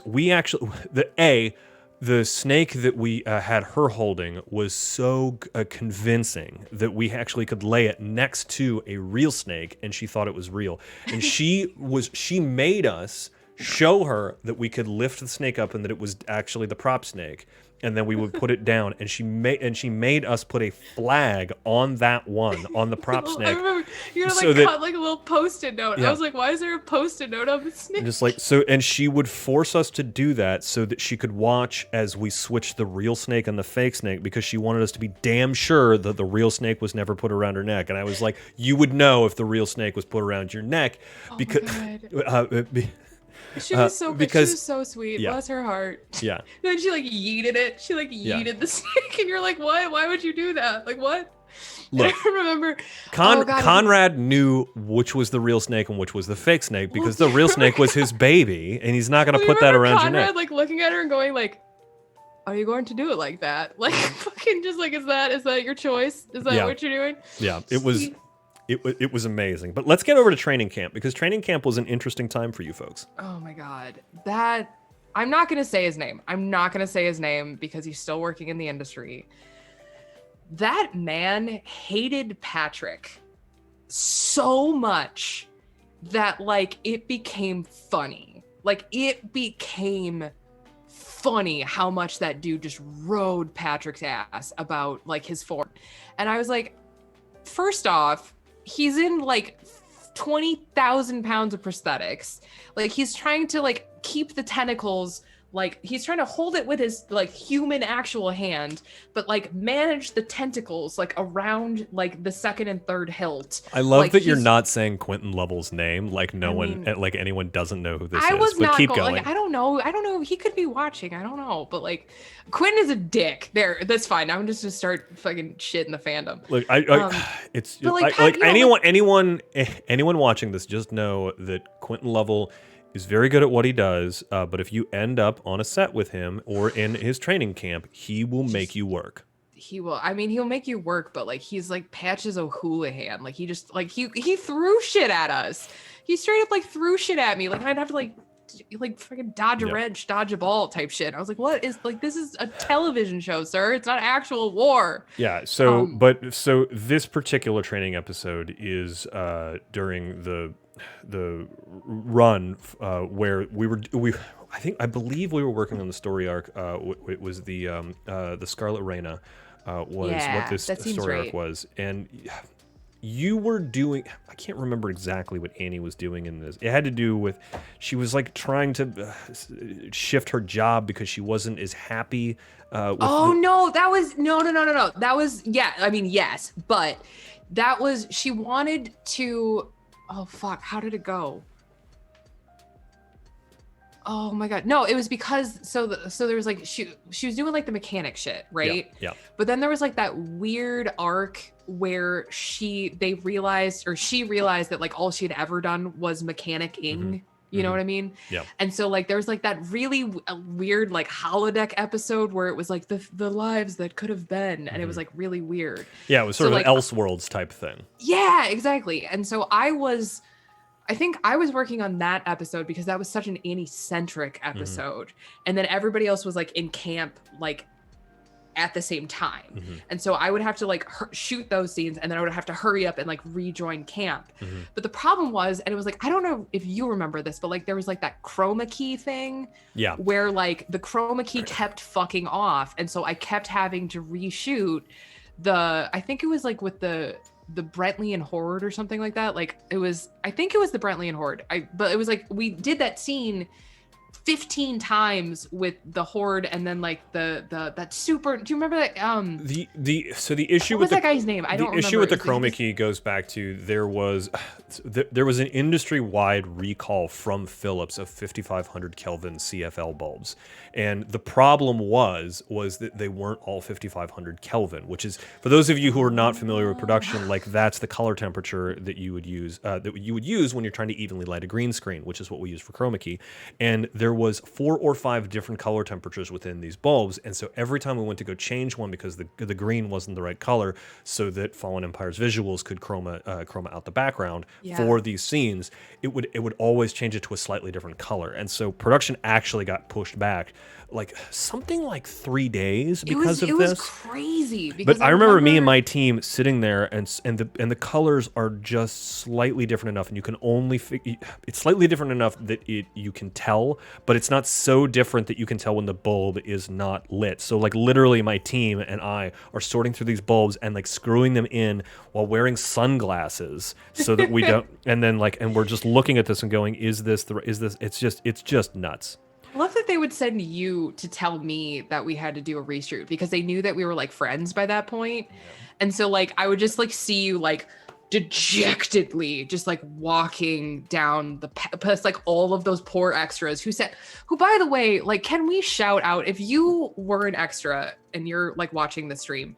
Thank you. Let us know in the chat if you were an extra, because I mean, oh my god, like you guys were so like, but like the fucking Brentley and Horde, those poor people had to be on set for 3 days longer than they thought they were gonna have to, and like they all just did it. They all were like, yes. Let's because they were all fans of the show. Let's address the chat real quick again. Here's Samart coming with a good question. If you could change anything about your character, what would it be and why? Because we both know that you have very little to do with the history of Annie, because Annie was a well-established character before you came along. But what would you have changed about Annie? I've actually thought about this. It's weird. I've thought about this question. I would have given Annie a mother. Like that's number one, because like even in the books, like Annie's mom had died years before. A mother would have made fundamental changes to the character, I think and so. her Like, and her relationship with femininity would have been very, very different. Relationship with him and her relationship with her father. Yep. Like, I mean, you know, just because again, like that whole, like just the like, I know that I harp on the Aurelian equation all the time, but the Aurelian equation is, it was my favorite book as a kid. It was my favorite series arc that we did, and it led perfectly into the Friend Plains. Like, I love that whole lore around the Aurelian equation. Like, it just, I love it. But I think one of the reasons why I love it so much is because how much of it is tied into like the like hashtag Annie lore. Yeah. And I think giving Annie a mother would have made a really big difference to just Annie's entire history. I think it would have changed her relationship with her dad. I also think that I would really, really have liked for Serena to actually have been Annie's sister, because Annie's mom saved Serena and they had that like kind of like sisterly relationship. But I think because of the way that like the mom was like taken out of the picture so fast, I think that Serena and what's my name? Annie. I think Serena and Annie wound up being so antagonistic, but I think that it would have been much more compelling to see them work together on the Aurelian equation instead of trying to like becoming antagonistic. Like that is what I think. I'm going to address the chat real quick here again. So I see that Scorcher has redeemed channel points for Give Rocco a Scritch. Yay! So real quick, just one thing everybody should know is that Catie and I have been friends. We met on the set of Ships of the Northern Fleet, but we also played. You are saying the full name of the show. We have never once in our lives called it that. It's Fleet. We worked on Fleet. We worked on Fleet. I'm trying to be a good host, a good Twitch host. We also play Dungeons and Dragons every Thursday night at 7 p.m. right here on this channel. And the channel points that were redeemed right now for Give Rocco a Scritch. I have a dog. His name is Rocco. He's a Chiweenie. He just had knee surgery, and so normally he is right here, but he is in another room with my partner right now. Sad little boy. So I'm gonna go ahead and redeem those channel points for giving Rocco a Scritch, but I'm going to give him that Scritch for you later. Thanks so much. I'll make sure it happens. I also want to say Cytopishin has just followed us. Photographic Disaster has followed us. Brown Berenstein's followed us. Viz has followed us. Here's some Mars followed us. Donna Nova 4000. We've had a lot of people following us, and we really appreciate you guys following this channel. It's really great. Hashid 2001 following us. Also, if you subscribe, this supports the channel. All of those things. But Abby Cakes. Abby Cakes. I saw the question. Abby Cakes just over here, and hey, Blurby Witch was an extra on that episode too. Oh my gosh, thank you so much. Yeah, did not expect to have to go work as hard as an extra, but it was worth it. Blurby on Twitch, Blurby, thank you so much. The extras are the real heart and soul of this show. But Abby Cakes is asking a really great question here. You're over here patiently waiting to bring up the musical episode that made me briefly reconsider being an extra after that horrendous dance number. Totally understand. Hashid 2001, I see that question. I'm going to bring it up in just a moment. But yeah. All right, I'll tell. Do you want to tell the story, or should I tell the story? I know you know the story. The only thing that I am gonna say is that production had a hell of a time getting the umbrellas to work in that way. That's what I'm saying. Yeah. Fucking umbrellas. Yeah. Bumper shoots as a few. It's a bumper shoot. Yeah. I was just. It's a sticky bumper shoot. Yeah. Oh my god. So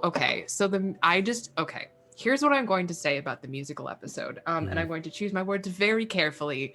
In every show, there are episodes that are good, and there are episodes that are perhaps what we might consider less than good. And there are ideas that seem really good and really exciting in the writer's room that don't necessarily translate onto the silver screen. And so, yes, the musical episode does exist. I still have a lot of questions about why there had to be 3 elephants, because that took so much time to coordinate. And then I'm gonna say 2 words to you right now because I know what you're leading to. I'm gonna say 2 words to you, do it. I just want your reaction. Fine. Zalgoran Shinfear. Fuck you. Fuck you. Fuck you. Eat my ass. I don't even care. I don't care. I'm swearing on your screen. All right. Dick. I don't even care. Let's just get this out of the way and then let's move on. What was your favorite season opening? Oh man, do you want me to like? I have like a really like whimsical answer, and then thank I have you, the real thank you, answer. Saito Siphon, for holding your question about the elephants. We appreciate that you were right on on track with us. I don't know. I'm just fucking like Tudyk trying to like sit on the thing and like hold the umbrella. Oh my god. Yeah. So the bumper shoot. Tudyk insisting on calling it a bumper shoot was like one of the most irritating things he's ever done. It was the most irritating, but it was also one of the only things that got us all through that fucking horrendous shoot. So honestly, I still call umbrellas bumper shoot sometimes. My sticky bumper shoot. What was the question? I forget. Favorite season opening. Oh, you know what? This is gonna sound really stupid, but season 5. Mm-hmm. Because I was watching it at home on my couch. but not in like a funny way. Not in like I didn't have to go to work. But like I got to, for the first time, enjoy it like a fan, because I didn't know what was going. I mean, I kind of knew what was going to happen because like I'm still in the fucking group chat. Yeah. But like I didn't know what was going to happen. Mm-hmm. And especially because that divide between season 4 and season 5 is where a lot of the books, so much. You know, the one thing I will give Tudyk is that he insisted for the group chat to be on Signal, because one of the interesting things I think about Tudyk is he cares about internet security, and he's so like on like making sure that the chat is encrypted. It's weird. Yeah. Yeah. He's weirdly into encrypted chat, but I mean, it makes sense. I get it. Like I like. But so you're watching it from home. So I'm watching it from home, and I just like I have this moment where I realize like I don't know what's gonna happen. Like I don't like I didn't see the pages, I didn't see the script because I didn't work there no more, and so I got to experience the show as a fan for the first time. Yeah, and I had like this just like weird moment of like this had been my job and my family and my life for years. And then, but before that, I had been a fan. I'd just been a kid who loved some books that nobody had ever heard of. Mm-hmm. And going from that to Fleet Fam to being back to being a fan, like that was really special. I remember I cried. Like, I remember I just was like, it somehow like sort of completed the journey for me a little bit. And yeah, it was really special, I guess. Yeah, but I mean, okay, but show-wise, definitely season 2. Like, come on, it was so good with the chase and the boat just coming and then the cannon. Like, come on, it was so. And you guys did all of that. You guys did fucking Empire did all of that for us, and it was beautiful. And it was so. It was like it was better than fucking opening of Empire. Like, I said what I said. That season opener is so underappreciated. George Lucas ain't got nothing on the season 2 opener. So Visa is over here is asking a really good question. Because you haven't been on the show in quite some time, right? So this is actually the first interview that you've given since you left. It's interesting how various cast members who left the show have been super tight-lipped over the years, and we're finally able to open up about it now.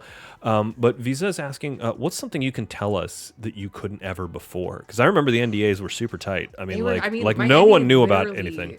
I mean, my NDA literally ended 2 days ago. I think like something like I had like a weird calendar reminder set up. I was like, oh, I guess I could TikTok about this now.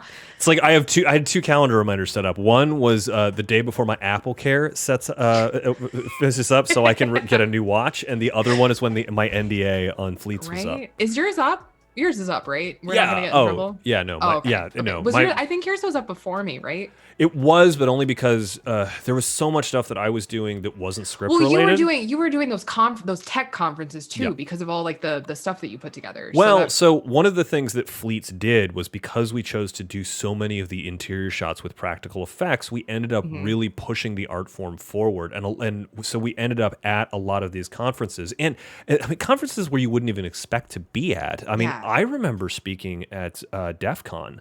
On the season 5 of episode, I think it was episode 7 of season 5.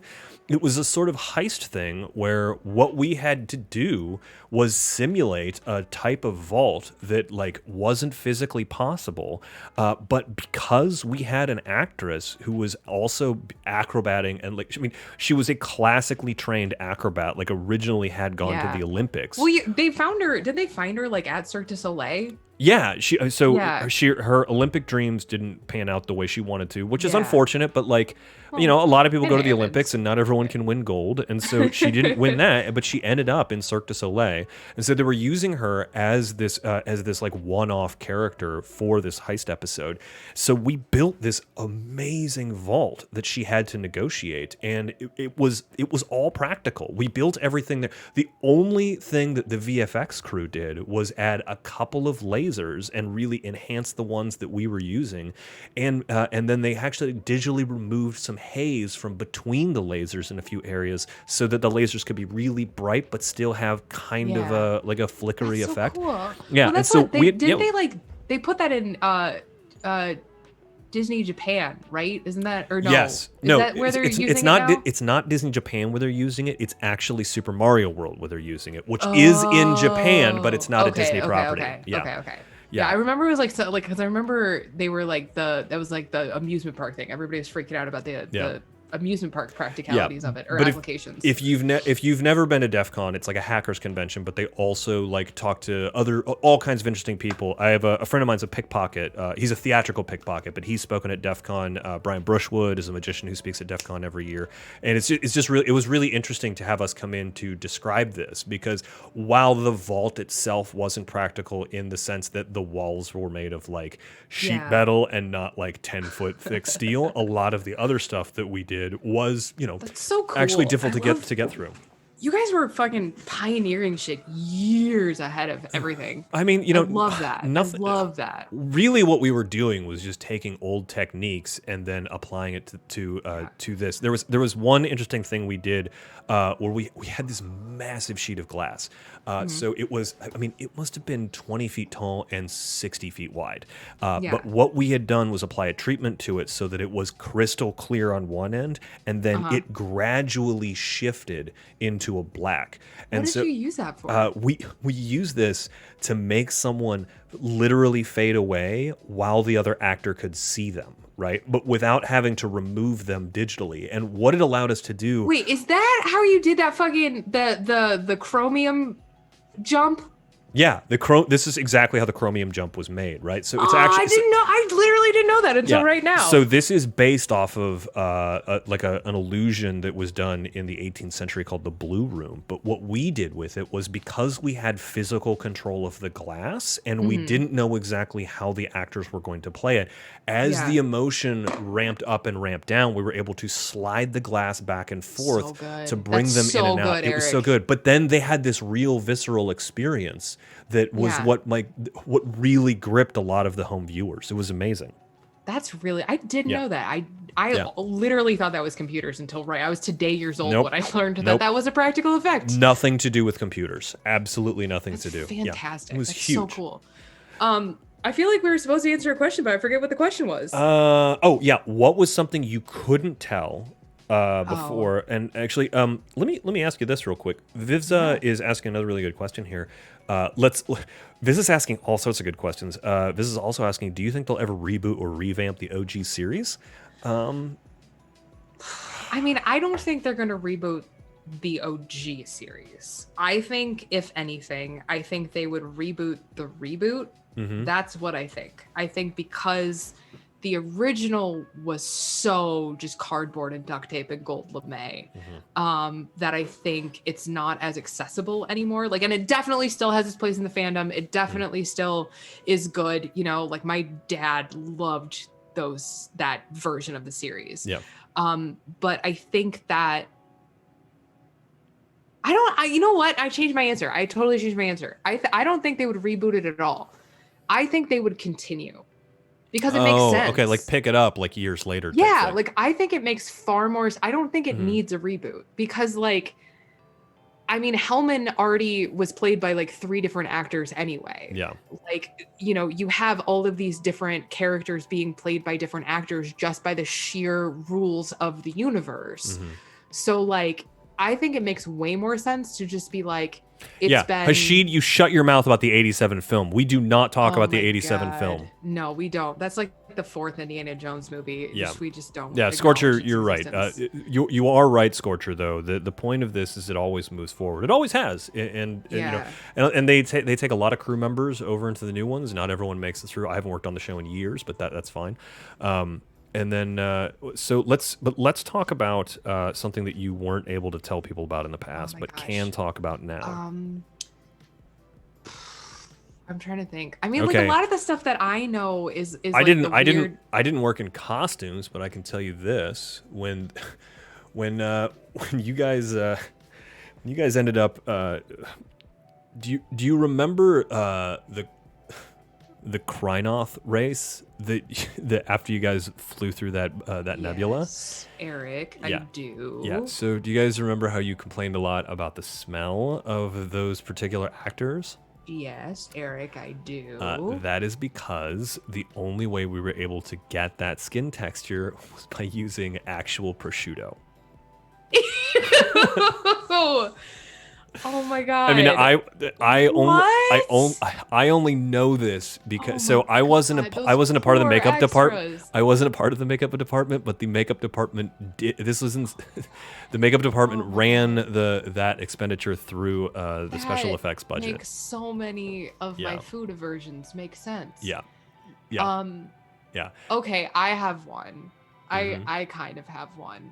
This isn't like a good one. Like, this is just like a dumb thing that happened. But if you watch, I think it's season 3, episode 18, where there's like that weird subplot with like Glurp in the air ducts. Patrick got stuck. They got super stuck, and we had to stop production for like multiple hours because they got stuck in the air duct. And then everybody called them John McClane for like weeks. Then can I tell you a secret about that? Well, like I know you're telling a secret right now, but finish your secret and then I'm going to tell you a secret. But so then I decided that because Alan Rickman, RIP, was going to guest star on the next episode, it would be very funny to tell him to call Patrick John McClane. And so then Alan Rickman got in on the joke too. And then everybody on set maybe called Patrick John McClane for months. And like, then they just started calling him Nakatomi because it was funnier. And then it like spiraled to the point where if you watch, I think it had to be 24. It had to be episode 24. That like weird Die Hard episode, that's because it was just one giant inside joke that I definitely instigated, and I don't feel at all bad. Okay, so I'm going to tell you a secret about that. Okay. Patrick didn't get stuck. He pissed off a set deck named Carter, and Carter built the the set literally 20% smaller than it was spec'd to. That man was the devil. That's the situation. Fucking Carter was the damn devil. I remember that dude. Like, just, I mean, that's very funny though. That did happen in costumes though. Do you remember? Oh God. Oh, I can't remember. Brown Berenstein's asking a really interesting question here. He says, I don't know if this has been addressed, but how did you pull off all of the effects for the Omega Wrench? So this is actually something that I'm really proud That's of. a you question. I Yeah. don't know. I just stood there and tried to So kind of hold it. this is an interesting question. So, as many of you know, I was originally hired as a sleight of hand consultant for Fillion, and then was kept on to help with the practical effects on as a special effects technician. I never appeared on camera in Fleet, except for the Omega Wrench, because those are my hands. Yeah. So the thing is, Patrick was unable to do those manipulations with his prosthetics. But because I worked on the prosthetics team in order to add a lot of the motion to it, we also had to make sure that he was able to control his tentacles and do all other kinds of things with those particular gloves on. And so I had a lot of experience in those gloves, and while he was not very dexterous in them, I was. And so what you are seeing is the real thing. It took a long time to do. Because most of the time what we did was we taught the actors to handle everything so that we could get those beautiful sweeping shots where you would have this close-up, but then it would sweep up to the actor, or you would go from the actor down to the hands, or you would zoom out and then see the activity happening, because we really wanted it to look, like we use a cinematography style that made every episode feel like a damn movie, and we continued to like pull focus in order to do things like that. And so that was the one time that we used cutaway shots, but it was the way in which the editors put it together. Really well, though. You weren't able to tell that they were cutaway shots, and that. I thought it looked gorgeous. I didn't. I think I knew that. I don't remember, but yeah. I mean, that was like the. I mean, the cinematic though. Those were my those were my hands in the Omega Wrench. Those were mine. So, photographic disaster. I see your question. Are you allowed to spill anything on Captain Romancer? Is that still under wraps? That is under wraps, but not because of NDAs. That's under wraps because we're a family on Fleet, and we don't kiss and tell. That's not for us to divulge. Yes. That is for those involved to divulge. People. Yeah, that's those them. Are for those people. They know who they are. Yeah, I think. I feel like that's important. To let that be them. Let's move on. I did take them to prom. So. Let's move on real quick. I want you to address this particular episode right here, Catie. Oh my gosh. Okay, so first off, these two guys, they were day players.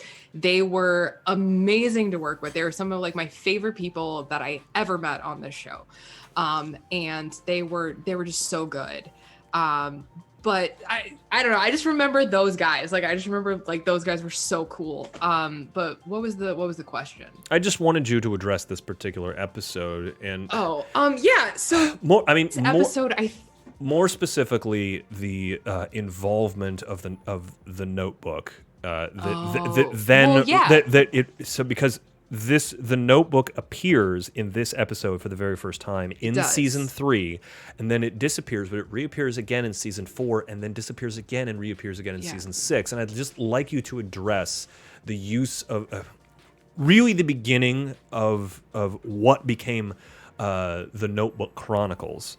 And how it started in this episode. Yeah. Well, the notebook was your dad's. That's the first thing that you have to understand. And I think part of the challenge of telling that story was that a lot of it was pulled directly from the source material. It was pulled directly from the early novels.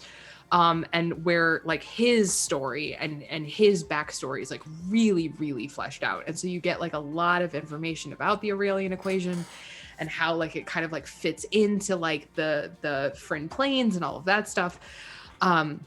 So there was a lot, there was a lot already going on. And I think, and I don't mean to criticize the writers, but I think that I do the same thing too. Even while we're having these conversations, is I talk about a lot of this as though everybody is on the same page of understanding. Yeah. Because obviously I feel that happens a lot with Fleet. Is that it does. It really does. And I think it's just because the people who were a part of it are so close to it. Of course everybody knows, of course everybody knows the Aurelian equation and where it was and all of that stuff. But in reality, that's not the case. And so particularly because the notebook was sort of jumping around, but that had to do a lot with her father's connection to the three sisters. Mm-hmm. And so because of the three sisters and sort of like their place in the universe and like how they worked in with like the chrononauts and like the cogfolk and all of that stuff, like there was like this really complex sort of like journey that the Notebook was going on. And Annie was kind of like running parallel to it, Mm-hmm. but it wasn't necessarily part of the main narrative. So Yeah. it would show up and then it would disappear, and it would show up and it would disappear, and it would show, you know what I mean? So, but what's really interesting about this particular episode is that it wasn't even supposed to be like an episode about the Notebook. It sort of accidentally became that. Yeah. And I mean, particularly when you look at James here, the one on the left, and when he grabs the notebook, it disintegrated his hand, which was just like. How did you guys pull that off, by the way? Because I remember that was like mostly practical. Yeah, it's a funny story. So it turns out that what you can do, a lot of people know about like pulling a sleeve back, but what a lot of people don't know is about pulling a sleeve forward. And if you put sort of dowel rods on either side of the wrist, and then those are attached to a Jacob's ladder. What happens is that as the Jacob's ladder is extended, and he lifts his hand while also he's actually holding something that looks like a notebook, but what it really is it's covered in a powder that was able to be compacted and compressed, and it could hold a shape. But the moment he picks it up, it starts to crumble. So we had that sort of around the book, looking like the book. As he picks up the book, then the sleeve moves forward. That dust falls off, but the real book is revealed. So it looks like his hand disintegrates in real time. It's really That's so interesting. I never knew how you did that. That's so cool. Yeah, Visa. I did not work on the reboot. I did some mild consulting on some of the others because they reused a lot of the effects, but I did not work on the reboot. Catie, this was a fantastic episode, and we are coming to the end here, and we are about out of time. But before we go, we need to address what the fans have called your "Are you not entertained?" moment. Okay, I would just like to say, for the record, that okay. First off, this, by the way, also is one of the few times that we used VFX for something that an actor was interacting with. We used this. I thought you were gonna have to paint the volleyball green. No. Like I remember you handed it to me, and I was just like, "It's not green," and I was like low key disappointed. No. This was a stand-in for that. Why is Christmas music playing in the background right now? I don't know. I'm gonna change that. It's really only for me and the stream. But I see what's going on there. So we're gonna. There we go. Sorry, I had to switch to the music from this episode. But so you're holding the orb of Sepolian, and you're looking up. What I was looking up at was a tennis ball on a stick that later became like the dragon. Yeah. But I want to be very clear that I was looking at some poor PA holding like a 12-foot fucking piece of PVC pipe and that some ass. I still think it was Fillion. I still think it was him. No one will ever tell me who it was, but somebody put googly eyes on the fucking tennis ball.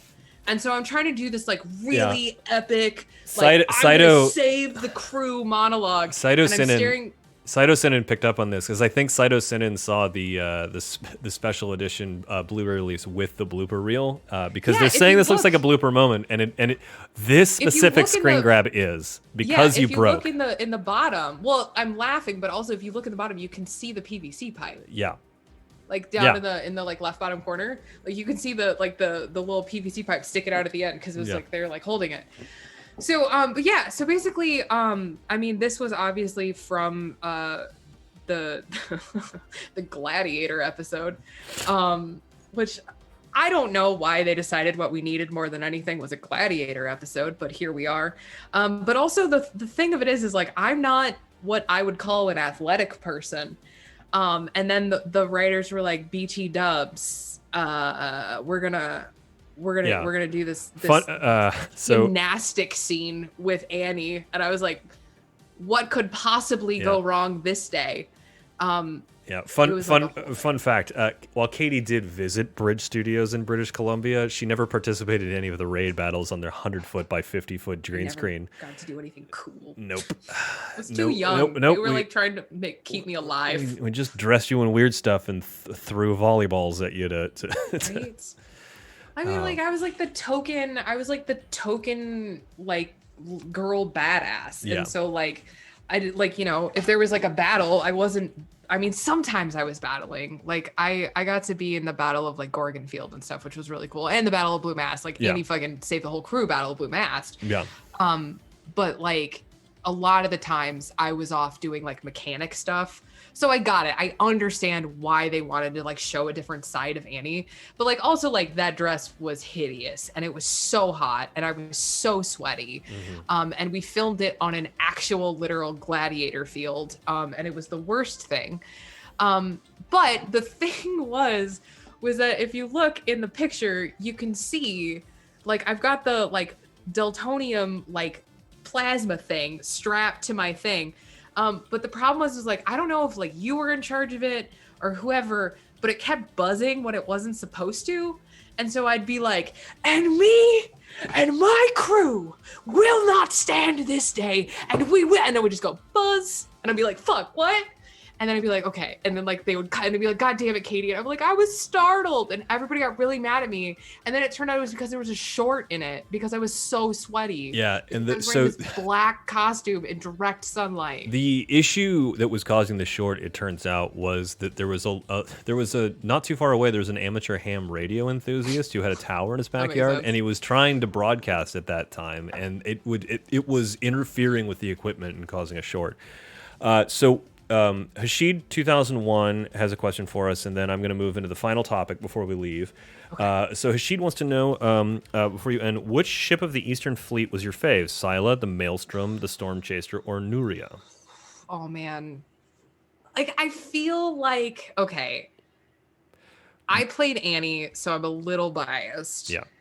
I feel like everybody wants me to say the Maelstrom, but like honestly, the Storm Chaser. Okay. The Storm Chaser was such a good ship. Yeah. And like the lore of it and how like it traded hands so many times. Like that was fascinating. Like it was so cool. I'm gonna be honest. For me, it was the Nuria, but really, yeah. Why? Well, because I mean, I'm not judging, but no. So this is just a reputation. This is the nerd in me. Okay. One of the things that we did was so at the galley table where the crew of the Nuria would eat. One of the things that we did, and there was a couple. The set ended up doubling for a lot of others, but this was specific to the Nuria set. We built a magnet array into the table, and those magnets were on servo motors. And so what would happen is that the camera would sway like this, and then the servo motors would move back and forth, so that the actual, like, as the ship was swaying, the items on the table would move with the swaying of the camera. So cool. And we hooked up those servos to a readout on the camera so that it moved with the cameras. So occasionally when you go back and watch episodes that are filmed aboard the Nuria, the everything is swaying and all of the objects on the table are moving, but the cast is stock still because they don't realize that we're like in the middle of like a particularly rough area. There's so many times though that happens. Like just it doesn't matter all of the ships. There's always that moment where like one guy in the back is like standing stock still and everybody else is like, whoa! Like, we've got a few minutes left here, and what I wanted to address is you being... I want to address the jump. I think that's what everyone tuned in for. Everyone wants to know about Annie and the jump. And so...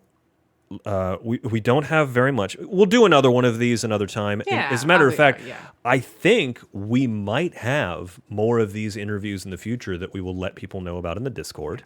If you are not a member of the Discord, please join the Discord. It is the Ships of the Northern Fleet Discord. I think you can get to. There's a couple Yeah. now, so you want to join the right one. Yeah. Definitely one of them. But You gotta love a fandom. We have to have more than one Discord. Yep. There's too many people. Yeah, there's too many people, and also, if you want to find out more about Annie, you can check her on the wiki. But let's talk a little bit about the jump, and then let's call it an evening. And then if you join the Discord that I know Catie frequents fairly often, you will hear about more Fleet interviews that I will be conducting with members from the original series, other production people, maybe even the creators. Who knows? There's a lot more interviews to come. Be sure to like and subscribe, and if you subscribe, if you throw us a sub, who knows? We'll do maybe good things will happen.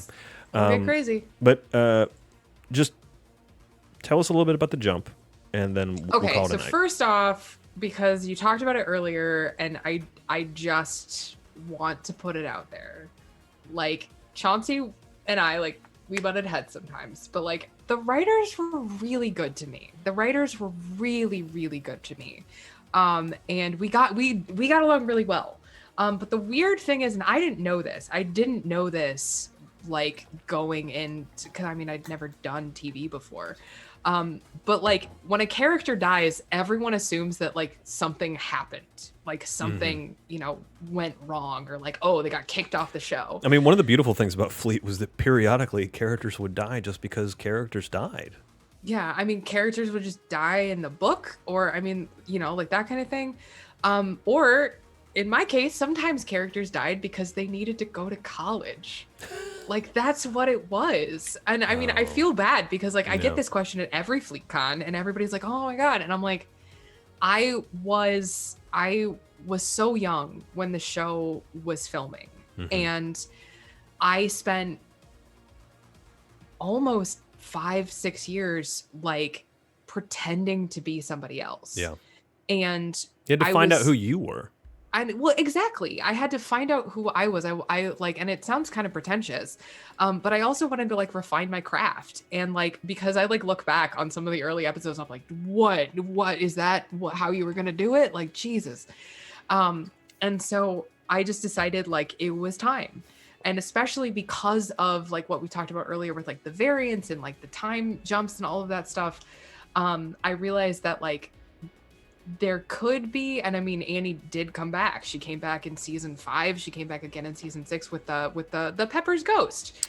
Yeah, we did something really interesting with fog and high intensity projectors. That it was interesting. And being able to film you in motion capture for that. But yeah, with the Hellman thought you were back, and he wasn't sure if you were. That was a rough episode. But I mean, it was hard being on set because I said goodbye to everybody. I said I had already like said my goodbyes. We'd done the whole thing. We had been sad, and then like season 5 was like the necromancy. Sort of like going back to eat at the Olive Garden that you worked at.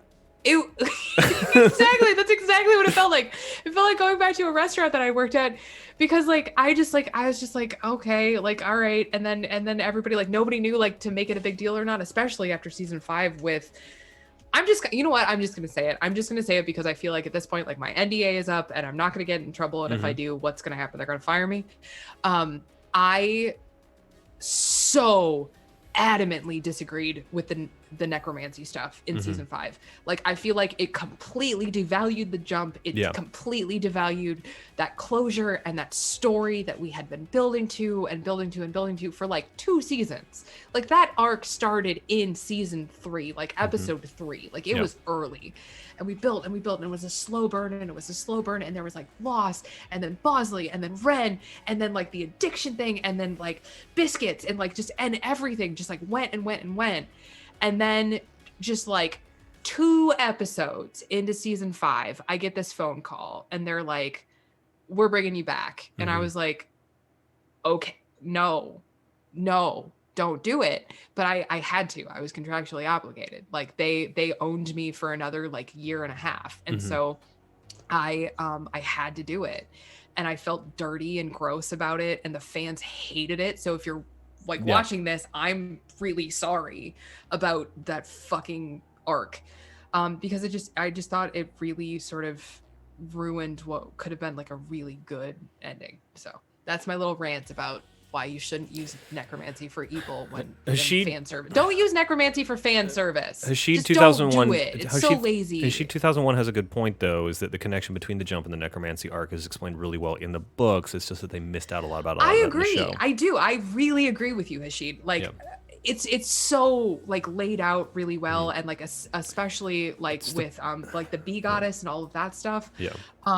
But they didn't do like they just took all of that out of the show. So instead of having that arc, instead of having like what Hashid is talking about, and it was instead of having that, and it was so much more rooted in like magic, which was not what a lot of the show was about. I mean, like they missed a lot of the injection and the technology stuff that like.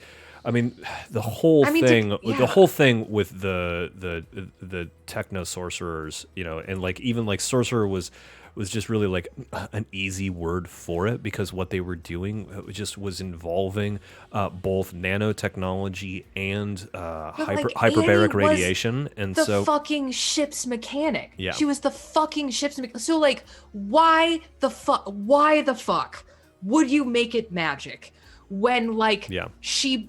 Like in the books, they use parts of the ship to bring her back. Yeah. Like that would have been so good. It would have been a perfect story. But instead it was like, it's magic. And I'm like, so dumb. I get so angry about like, that's the one thing that I get. I'm sorry I got angry. I'm sorry I yelled. But I get so frustrated because it's just like. So let me ask you this. Ugh. One of the things that was so interesting to me was that you didn't know the way the jump was going to go because they filmed it 2 different ways. I mean, really, they filmed it 3 different ways, because there was a 3rd scene that they filmed that didn't involve the jump but involved another craft actually rescuing you, and it was decided to leave that version out. Well, I think it just left too many doors open. Yeah. You know, like it was like, oh, maybe she's saved or whatever. And so you didn't really find out about how the jump went until it actually aired, because of that dual reality that they put you in, which arguably was for like your personal safety in like a lot of the press that you were doing at the time. God, there was so like it got so overwhelming. Like it really did. It got intense, and like especially because. I mean, again, like I always try to approach like these conversations with like gratitude. And so like if I have gratitude, it's because like the fans were so fired up and they were so heated up and they were so passionate about like what was happening to Annie, which is amazing. But like I got put in the middle of it, and I was like, I just work here, you know, and I was like, I was honored to get to tell her story, and I was honored to get to like, you know, speak those final words. But like ultimately at the end of the day, like I wasn't the person writing the show. I was just the person who had to do the jump. But yeah, I mean, I think like the what was really interesting was the fact that the 2 endings were so disparate, you know, like you had like the gamma wave, and then you had like the crystal core, and they were very specifically filmed to be like, okay, one thing happens or one thing happens. Yeah. And I thought it was really, really interesting, the ending that they chose, because I thought that, especially in conversation with like everything that had happened with her dad, everything that had happened with sorry, I got super ADHD and I looked in the chat, and I shouldn't have done that because I was ranting. I mean, because you know, but like Marleif coming in and getting involved and like that kind of stuff, I thought it was really powerful, and it was like, and it just like the Aurelian equation, like it put a little button on that. So I liked the choice that they made, but it was weird. It was weird knowing how completely differently it could have ended. Yeah. And I just thought that was like really, it was strange. It was strange knowing that there's like an entirely different ending that just lives in my head and is completely fictional, and it's just not real, and like that's really interesting. Well, Catie Osborn, you know, the original cast Annie, I appreciate having you. I hope you come back sometime so that we can. I would love to. So we can also, can I do one thing? Well, I want you to come back sometime to discuss the syntax Kazar, but we're not going to get into that right now. Somebody said something in the chat, and I'm really not supposed to do this. I think I'm actually going to get in trouble for doing this. All right. But Hashid, Yeah. it was the Crimson. It was the Crimson. It was supposed to be the Crimson the whole time. That was what it was supposed to be. So I just want you to know, because you've been so kind all night. I just wanted to shout you out. It was supposed to be the Crimson. Well, Catie, I can't wait to come back to talk about how the Crimson fit in with the Syntax Khazar and a lot of the other stuff to talk about.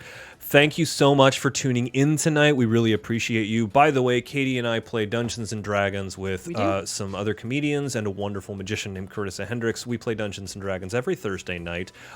Please follow and like and subscribe to this channel, because I promise you, we have some more big interviews regarding Fleet coming up soon. You'll just have to stay tuned here to find out exactly more when. And if you follow and subscribe, you'll get a notification that when we go live with future Fleet interviews. My name is Erik Tait.